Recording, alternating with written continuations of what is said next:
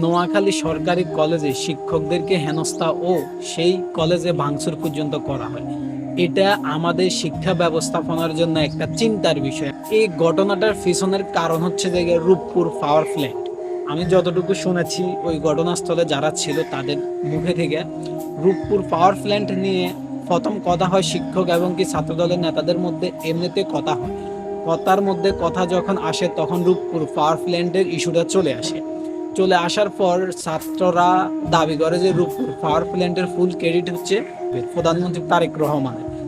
শিক্ষকরা বলে যে না, এটা তো ফুল ক্রেডিট তো আমাদের নেতা বা প্রধানমন্ত্রী তারেক রহমান পায় না, এটার ক্রেডিট পায় ফুল প্রধানমন্ত্রী শেখ হাসিনা।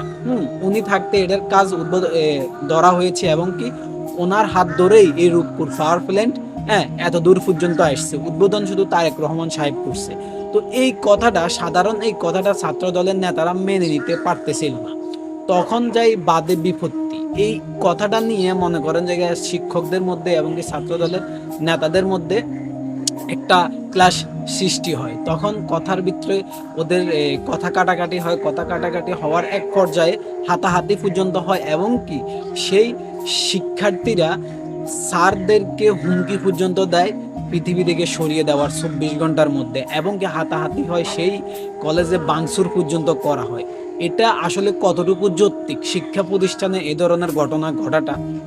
এটা আমি বলবো যে ছাত্র দলের যেসব নেতারা ছিল এবং কি শিক্ষকরা ছিল তাদের অপেশাদারিত্বের কারণে এই ঘটনাটা ঘটে। মূলত এই অনাকাঙ্ক্ষিত ঘটনাটা ঘটার পরে ছাত্র দলের নেতারা এবং কি বিএনপির যেসব নেতারা আছে তারা তাদেরকে অব্যাহতি দেয় পদ থেকে।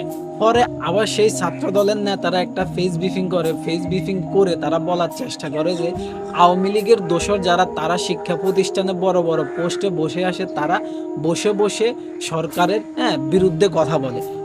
মানে তাদেরকে অপসারণ করার জন্য তারা সরকারের কাছে আহ্বান জানায়। মানে চিন্তা করা যায়, একটা মানুষের মতের ভেদাভেদ থাকতে পারে বা দলের ভেদাভেদ থাকতে পারে, তাই বলে শিক্ষা প্রতিষ্ঠানে এভাবে শিক্ষকদের উপর হামলা ও তাদেরকে হুমকি দিতে হবে? শিক্ষকরা হচ্ছে দেখে পিতার সমতুল্য, আর তোমরা সেই শিক্ষকের সাথে এই ধরনের কার্যকলাপ করতেছো, এটা আসলে কোনোভাবেই উচিত না।